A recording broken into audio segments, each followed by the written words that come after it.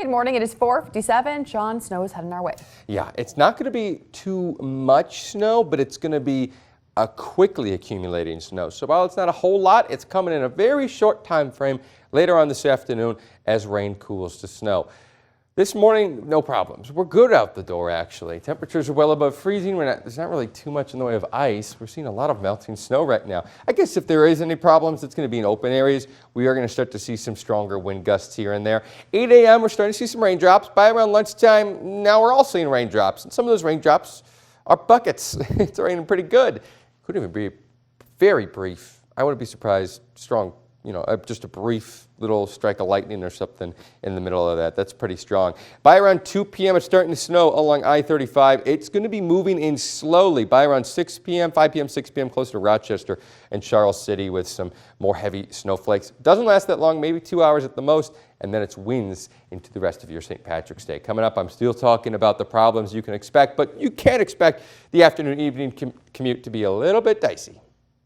Thank you, Sean. It's 4:58. We're taking a live look over Rochester. Stick with us. We'll be right back after this.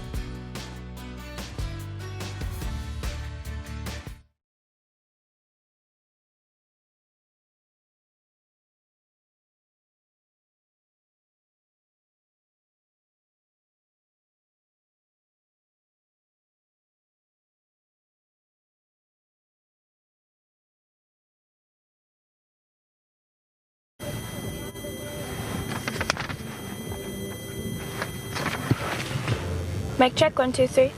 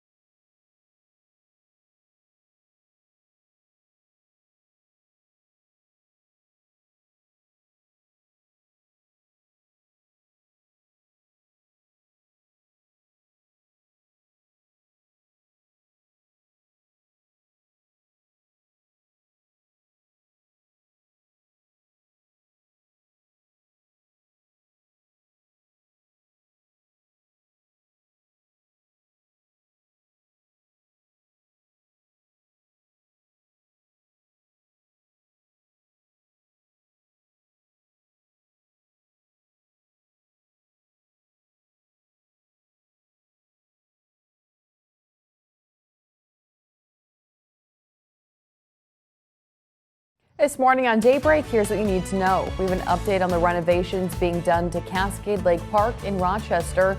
And in honor of Women's History Month, we hear from local first responders about being in leadership roles as women. And I'm tracking high winds picking up throughout the day and how that's going to create some problems. KIMT News 3, coverage you can count on. This is KIMT News 3's Daybreak, live from our Rochester studio. Good morning, I'm Annalise Johnson. Thanks for waking up with us and watching KIMT News 3's Daybreak. Today is Thursday, March 16th. It's 5 o'clock. Let's get to KIMT Storm Team 3 meteorologist Sean McAday, who is tracking some winter weather heading our way today. Yes, it's going to start with some more briefly kind of feeling like spring weather. You're going to be like, oh, okay, yeah, this isn't too bad. And then snow. That'll be later this afternoon. It won't be most of the day. Most of the day is going to be a rainy day. Later towards between 2 to 6 p.m., that snow is moving into our region, depending on how far west or east you are. But it's not just the snow I'm concerned about. Yeah, that could cause some problems. It's the winds, too. Right now, winds aren't too strong. They're, 15 miles per hour to the south. It's a breeze. You'd step outside, that's what you call it. Later today, we're tracking gusts up to 50 miles per hour. That's going to be in the afternoon, evening, and overnights into early tomorrow morning. That's in North Iowa with that wind advisory, and also winter weather advisory, which is for also those very strong wind gusts, plus some accumulating snow, probably an inch or two in these areas like Albert Lee, Forest City, Owatonna, where, maybe around 2, 3, 4 p.m., quick burst of snow combined with the winds. It's going to make for a dicey commute later today. And even if you aren't in an advisory, you're still looking at problems. This is a very big system coming our way that will move through. So be vigilant today. Things are good this morning. Heavy rain around lunchtime. If you're going out, that afternoon, evening commute, that's what we're tracking, a quick and heavy burst of snow with winds and cold air setting in behind that. Roads will be icy, snow covered in some spots, and of course, the winds will be blowing everything around. Thanks, Sean. New for you this morning, renovations at Rochester's Cascade Lake Park have been underway for years, and the projects finally have an end in sight. KIMT News 3's Alex Dieter joins us live now with what new additions the park will have for the community and when Rochester can enjoy them. Good morning, Alex. Annalise, good morning. I'm here at Cascade Lake Park, and this park has been getting some TLC since 2004. Now, the playground and landscaping got finished a few years back, and now the pavilion and amphitheater, and you can see the pavilion right behind me, are underway. Rochester Parks and Rec says that their goal is to have the projects finished by late July.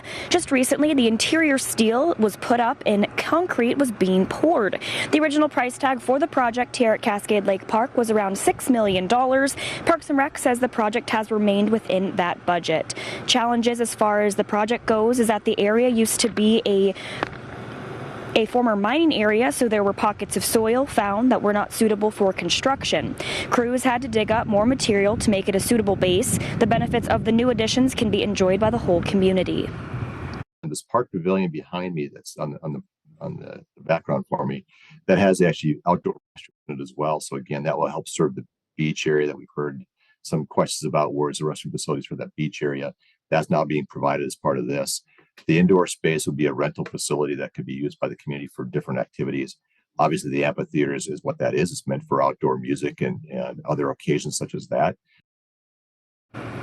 So now between now and July, the roadway needs to be paved and the interior needs to be finished in the pavilion, among some other things. Live in Rochester, Alex Dieter, KIMT News 3. Thanks, Alex. After the project is finished, Nigber says several Rochester organizations want to program other areas of the park, like potential water features and biking. He says those will be conversations to be had down the road.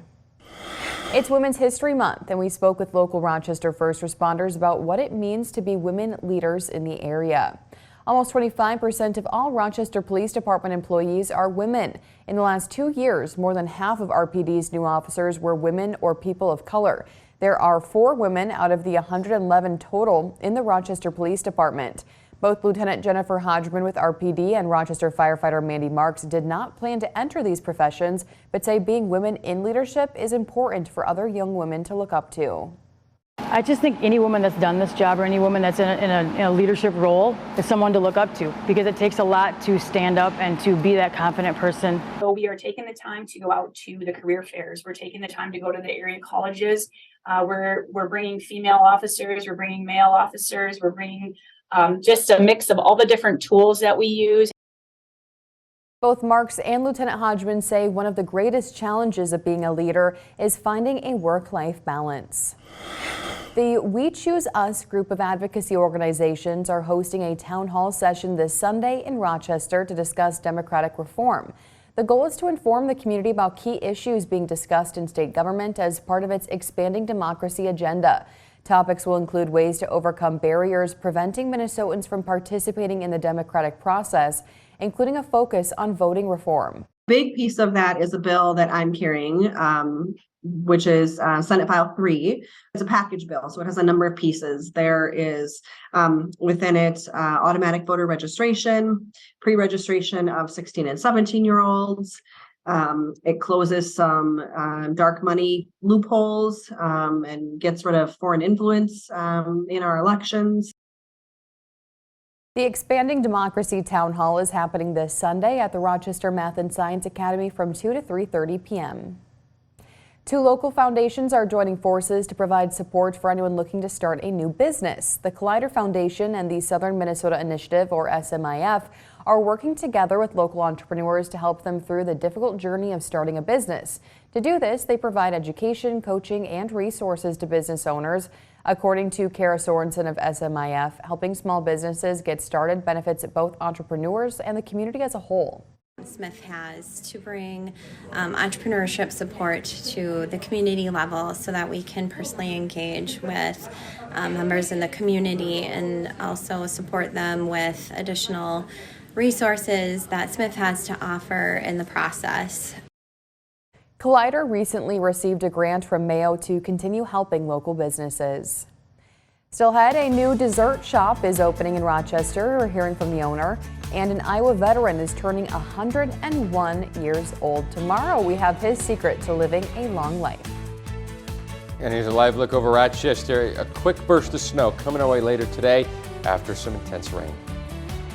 KIMT News 3 Daybreak. Your local news with KIMT News 3's Annalise Johnson. Weather every 10 minutes with Storm Team 3 meteorologist Sean McAday. This is KIMT News 3. More local news that is happening right now. We are coverage you can count on.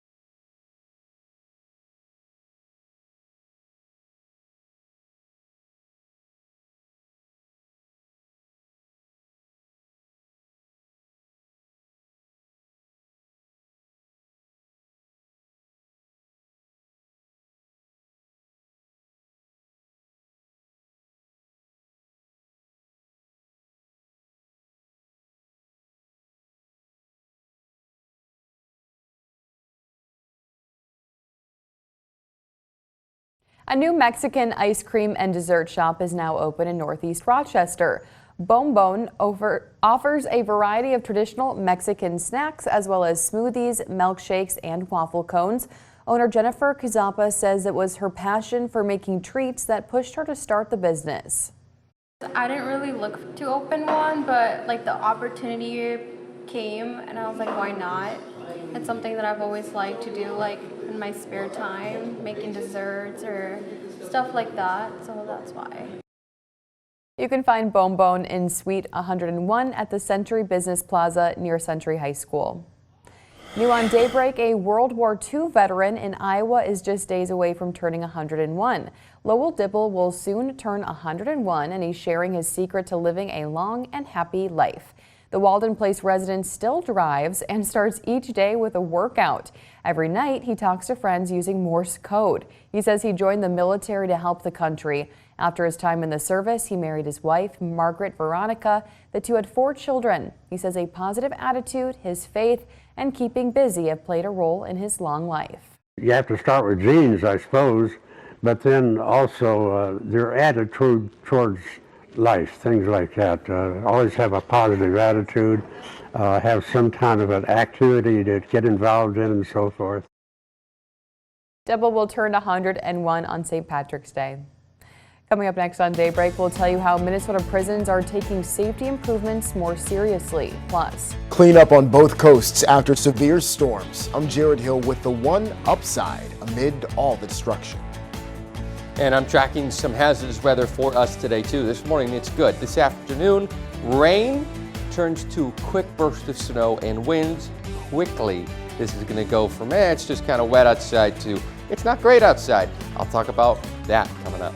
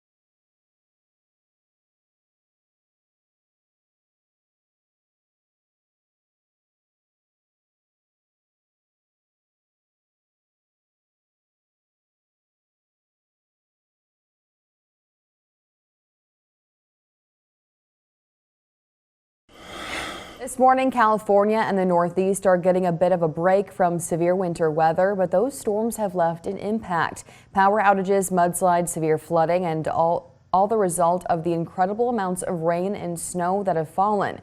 Among the destruction out west, there's a bit of a silver lining. Jared Hill reports. A swimming pool teetering on the edge as sliding hills in oversaturated California pose a lingering threat to thousands. The land over there is still moving, and we have structures that are right on the edge of the bluff. More than 20,000 people were under evacuation orders statewide Wednesday after the 11th atmospheric river of the season brought another round of relentless rain. Fire crews in LA had to use a helicopter to pull a man to safety, swept into a swollen Los Angeles River. Further north in the San Bernardino Mountains, too much snow turned into too much rain, leading to a massive melt, transforming roads into rushing rapids. A broken levee has left a farming community in Monterey County submerged. Folks who call this home don't know when they'll be able to go back. You get mad, frustrated. But the upside, this string of storms has ended a year-long water restriction for nearly 7 million people out west. On the East Coast, the dig-out continues from a late winter nor'easter. The house had no power. It was cold. Didn't get a whole lot of sleep. Electricity knocked out for tens of thousands after the storm's heavy, wet snow snapped trees and power lines in parts of the Northeast. My husband's disabled and he's in there alone and it's getting cold. According to the National Weather Service, snow totals varied greatly, with parts of New York up through New England digging out of 3 feet or more. Jared Hill, CBS News. California is preparing for yet another storm as early as next week. While the moisture has helped some major reservoirs on the Colorado River trend in the right direction, climate experts caution this may be just a drop in the bucket for some of the long-term effects of a persistent drought in the West. Groundwater and reservoir storage levels, which take much longer to bounce back, are still at historic lows. It is 5:17 on this Thursday morning. Let's check in now with KIMT Storm Team 3 meteorologist Sean McAday. Sean, how much snow are we expected to get today? Not much. I'm going to be honest. That's not looking like much at all. But here's the thing. That not much is coming in a very short window. So that means it's going to come quickly. It's going to be a big burst. This is especially true if you're closer to I-35. Charles City, Fillmore County, you're kind of the exception here today. You could see some snow, but I think the impacts are going to be places further west and north. Right now, let's take a look at our system. This is, by the way, coming from California, and it is a big system at the moment. As it starts to get more organization as it moves through, I do actually suspect that where we're going to get the snow, we're going to kind of miss the heaviest part of the snow. Most of us. It looks like that's going to trend north. That's good. We're seeing less impacts. It's bad for people to our north. They're still dealing with it. But for us, it's not just the snow we're concerned about. It doesn't just stop there. It's also a mix of other things. It is going to get windy. Wind advisory out starting this afternoon in North Iowa through like 4 a.m. tomorrow morning, gusts up to 50 miles per hour. That's windy enough to, on its own, cause problems. We're also tracking all the rain we're going to get today, which is half an inch in some spots, turning to ice overnight with those winds blowing in cooler air. And then, of course, some more snow where we have that winter weather advisory and the winds. That's places like Albert Lee, Steele County, and Forest City. That's where we're expecting problems. We could still see some problems elsewhere, even closer to Rochester. Let's walk you through today. Temps right now are warm. You step outside, you'll notice that there's puddles everywhere. The snow has been melting all night long. Feels like it's in the low 30s. Winds have calmed down a little bit since yesterday, but it's still breezy outside, 15 miles per hour. Boy, is that going to get stronger. Temperatures start to get cooler and cooler gradually this morning as the winds get stronger and stronger. We start maybe around as early as 9 or 10 a.m. seeing some raindrops. Then by lunchtime, everyone is seeing raindrops. It's raining, and then that rain turns to snow. Sometime, I think, between 2 p.m. to 6 p.m., depending on where you are, 2 p.m. further west, 6 p.m. further east, that turns to snow. You can see most of it's not too bad, but there's going to be a quick burst of really heavy snow in there. It won't last too long, but it'll quickly be enough to ice up those roads, cause some problems, and of course, with the winds, low visibility will be low. So travel goes from it's fine to it's not fine really quickly this afternoon. I mean quickly, okay? Basically, if you're looking outside and you're like, whoa, that just looks mean, it is mean. Give yourself plenty of extra time, or just wait a second for that heavy snow to move out, because it's not going to last too long. Here's 2 p.m. This is one of the new computer models I'm showing you this morning, and you can see that by 4 p.m., that's when most of our area has started to see the snow. Now, other computer models differ on time, but I think 4 p.m., 5 p.m. is a good spot for when it could start closer to Rochester, Osage, and Charles City. By 8 p.m., it's mostly out of the way. The snow is done. It doesn't last that long.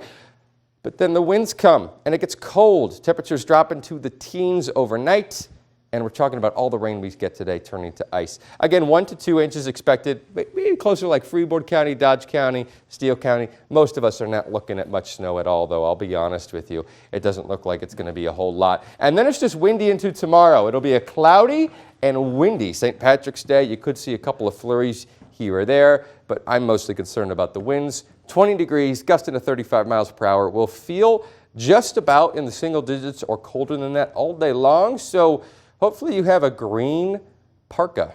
Avoid getting pinched. Yeah. Thanks, Sean.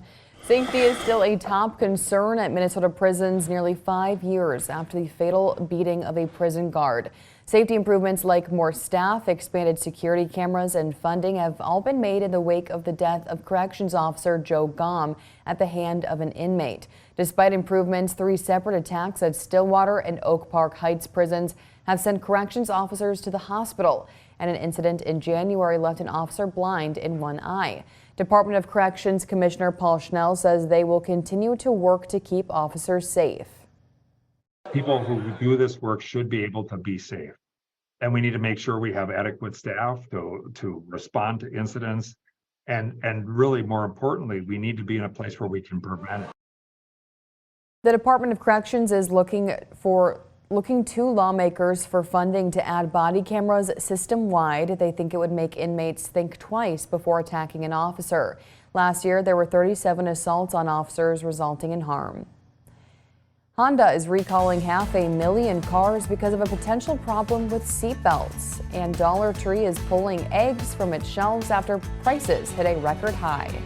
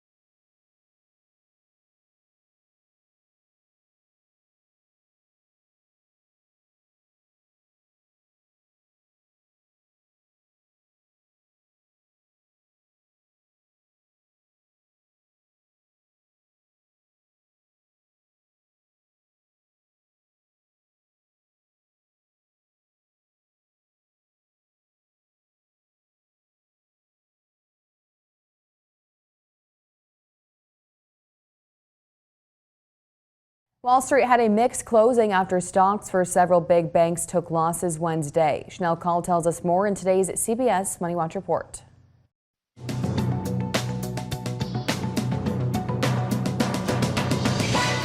One of Europe's largest banks, Credit Suisse, says it will borrow about $54 billion from Switzerland's central bank. This after its stock plummeted 24% yesterday over funding concerns. Banking industry fears also caused some of the bigger U.S. banks to lose ground. Treasury Secretary Janet Yellen is set to face tough questions on the banking industry when she testifies on Capitol Hill today. Honda is recalling almost 500,000 cars in North America because of a potential seatbelt problem. Government regulators say several models going back to 2017, including CR-Vs, Accords, Odyssey minivans, Insights, and the 2019 to 2020 Acura RDX have driver and passenger seatbelts that might not latch properly. Honda says it's not aware of any injuries. And weeks after egg prices hit record highs, Dollar Tree has pulled them from its thousands of stores across the U.S. The discount retailer says it doesn't expect to offer eggs again until this fall. Egg prices in January were averaging nearly $5 for a dozen, though new data shows prices dropped by almost 7% last month. That's your CBS News Money Watch report. For more, log on to cbsmoneywatch.com. At the CBS Broadcast Center, I'm Chanel Call. Still ahead, a new Alzheimer's report reveals troubling information about what caregivers are facing. And a Minnesota Republican is revealing his plan for the $500 million state surplus. And coming up, I'm tracking the winds.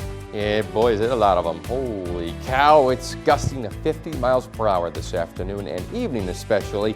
That's going to be bad. That's going to cause problems, I'll say, in some spots. I'll talk about what exactly that entails coming up.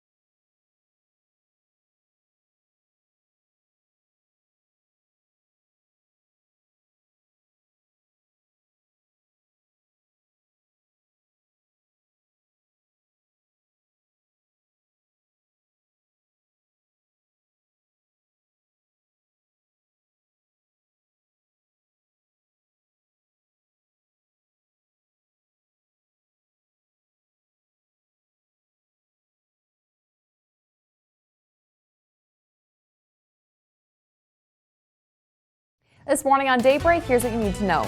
After years of renovations, Rochester's Cascade Lake Park project is finally nearing an end. Plus, we have the latest information on the security concerns that put Austin High School in a 2-hour lockdown. And some rain today will slowly turn into a shot of snow later this afternoon. I'm timing it out for you. KIMT News 3, coverage you can count on. This is KIMT News 3's Daybreak, live from our Rochester studio. Good morning, I'm Annalise Johnson. Thanks for watching KIMT News 3's Daybreak. Today is Thursday, March 16th. It's 5:30. Let's get to KIMT Storm Team 3 meteorologist Sean McAday. Sean's about 40 degrees outside. Big change in temperature from earlier this week. Yeah, earlier, I mean, what was it? A couple days ago, we were talking about it was feeling like below zero. I remember seeing 1 below in Zumbrota as the actual temperature in my head. That was a couple of days ago. Now it's 40 degrees. And you know what? We're talking about below zero wind chills again for St. Patrick's Day. It's just a roller coaster this week, isn't it? It's been melting snow pretty much all night long. We're above freezing still right now. It's warm. Doesn't feel that warm though. Of course, winds are going to be more and more of a problem the next couple of days. Right now, it's making it feel in some spots like it's below freezing. Winds actually aren't terrible at the moment. You know, it's kind of breezy, no doubt, 15-ish miles per hour. That's going to get stronger. What's going to happen today is right now we're on the warm side of our weather system, which is on the way through the day. The warm side brings rain. We start to see a couple of drops later this morning, 8, 9, 10 a.m. Then it's raining and pretty good everywhere around lunchtime. Then a couple hours following that, maybe 2, 3, 4, 5 p.m. Quick burst of snow moves through. It's not going to last too long, but it will be briefly very intense. That's going to cause problems as winds start to pick up on the backside and push our temperatures way down into the teens, maybe even single digits overnight. Look, we've reduced our snowfall forecast yet again. We're not expected to get much. Maybe if you're in Steele County, Albert Lee, Dodge Center, Zumbrota, you're talking about an inch or two. Most of us, an inch at most.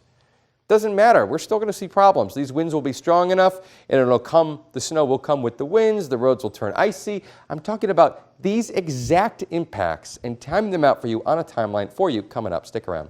Thanks, Sean. New this morning, the updates to Rochester's Cascade Lake Park are set to be finished by the end of July. This project is a continued expansion of the park improvements based on the master plan approved in 2004. Years ago, the playground and landscaping were added. Right now, work on the restroom facilities, indoor rental pavilion space, and amphitheater is underway. Even when these projects are completed, Parks and Rec continues to look ahead. I would tell you that we've got several vendors here in Rochester that do want to program other areas of the park. So, for example, our current person out at Foster Areas of the water park area, he's talked about coming down here. That may be a possibility in future years. But again, all things are open on the table. I think you look at other activities like biking rentals and things like that, that may also happen out here. Between now and July, the road still needs to be paved, siding and solar panels need to be put on the buildings, and the interior needs to be finished. Rochester Community and Technical College is connecting healthcare employers with nursing students. The school held a job fair Thursday so RCTC nursing students could learn more about different career and school paths available after graduation. Nursing homes, hospitals, and four-year colleges spoke with students about what they can do after getting their associate's degree. One student says it's great to be able to network face-to-face with companies all in one place. It's been benefiting me by being able to see, what each employer has as far as what kind of patient populations they take care of, as well as, their benefits. RCTC's 2022 nursing graduates did better on the NCLEX board exams than both the state and national averages. Police are still investigating after Austin High School was on lockdown for nearly 2 hours on Wednesday after reports of a gun in the school. The Austin Police Department says they were called to the high school shortly before noon by the school resource officer. The SRO told police a gun was flashed at the school. One student says she was in the hallway when she heard people yelling. Another student told us it was a scary situation for him because he felt like there was a lack of information. It was kind of scary because we didn't know what was going on, but after a while they did tell us some information, but not too much. Austin police say the investigation is continuing, but they have not been able to determine if there was a firearm at Austin High School on Wednesday. Coming up on Daybreak, March is Women's History Month. Each week, KIMT is highlighting prominent women in our area. This week, we speak to two of Rochester's women first responders. Plus, a major Swiss bank seeks a boost after two American banks collapse. I'm Jared Hill with what U.S. lawmakers want to see done to prevent further fallout as they prepare to grill the Treasury Secretary on Capitol Hill. Timing it out for you here. We got some heavy rain everywhere around lunchtime. Couple hours after that, here comes some snowflakes moving in from the west. 2 to 6 p.m. That's when it moves through. Doesn't last too long. Boy, will it come down pretty quick. KIMT News 3 Daybreak. Your local news with KIMT News 3's Annalise Johnson. Weather every 10 minutes with Storm Team 3 meteorologist Sean McAday. This is KIMT News 3. More local news that is happening right now. We are coverage you can count on.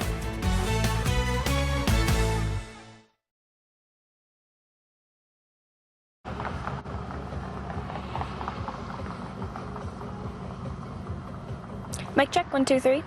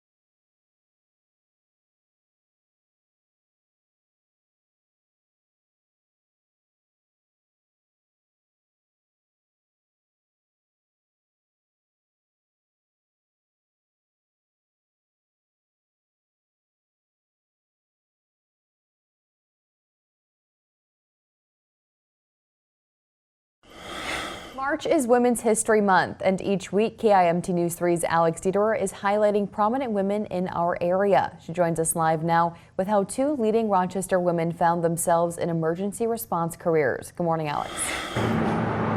Annalise, good morning. I'm here at Rochester's Fire Station 1, and as of 2020, women make up about 9% of all U.S. firefighters. That's according to the National Fire Protection Association. And currently, only about 12% of all police officers are women.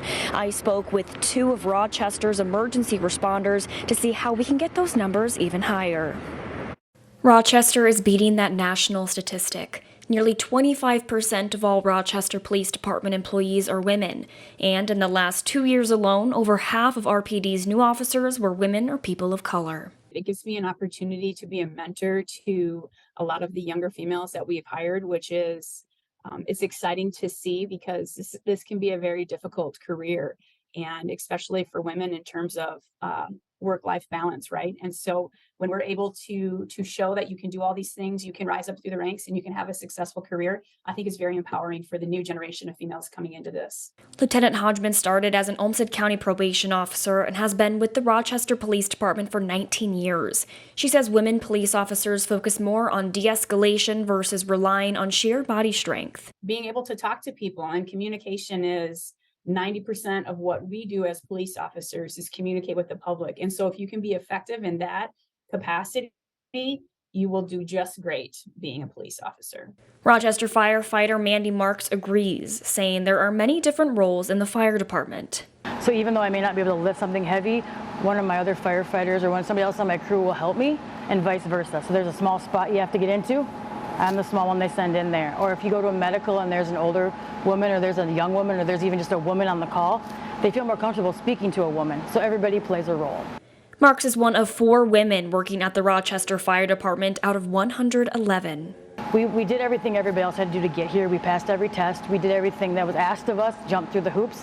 I think it's just the idea that we are so small a minority in the fire service that we are kind of alone. But you learn to overcome that. You just, like I said, you work hard, you do your job, and slowly with confidence, the better you get at your position, it's easier to be this. Both Marks and Lieutenant Hodgman say one of the greatest challenges of being a leader is finding a work-life balance. But not only are they role models for their families and friends, they're role models for women of all ages. To me, being a role model means practicing what you preach, right? It's what gives us integrity as leaders.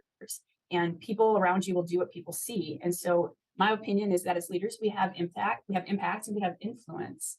I, as a leader here, I have a passion for growth and a passion for developing the leaders so that when I leave this profession, I leave it better than when I entered it. I just hope that young women can see me in this position and know that they can do anything they put their mind to. You don't have to be the biggest or the best. Just go in there with a big heart and do what you love to do. Both the Rochester Fire Department and the Rochester Police Department do outreach, so they visit local high schools and local colleges to teach more people about their profession. Live in Rochester, Alex Dieterer, KIMT News 3. Thanks, Alex. Next week, we'll hear from a Mayo cardiologist on her journey to medicine.